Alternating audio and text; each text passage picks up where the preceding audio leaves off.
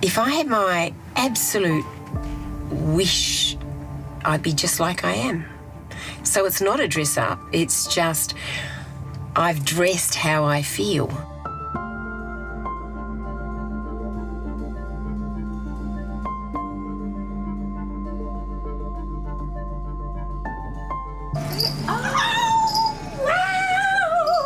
I think we're going somewhere special. Fairy garden. The fairy garden. I know why I'm there. It's not to fix them. It's not to try and make them happy. I'm just turning up so that somehow they move past where they are and feel a little bit better.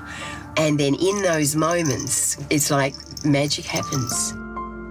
More than 25 years ago, Fairy Sparkle changed her name by deed poll, gave away her career, income and worldly belongings so she could devote her life to cheering up sick kids.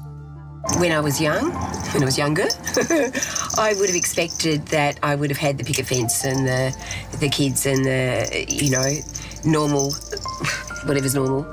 But once this happened, I've never looked back and said I would have liked to have done X or would have liked to have done Y or whatever. It's just never been there. This is the greatest life I could live.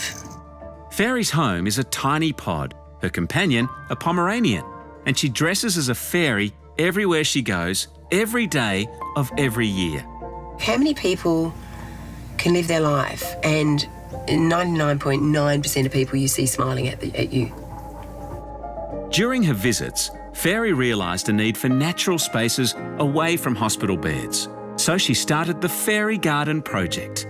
I know now, without a shadow of a doubt, that it is really, really, really important to see these spaces incorporated into rehab and recovery. And if we did that and treated it as part of therapy and not just a nice to have, we would see a rise in the self-esteem of patients. I think patients, I'm not saying for 1 minute that I think the patients are necessarily going to go home any sooner, but they'll go home happier. Fairy Sparkle's selfless work has not gone unnoticed.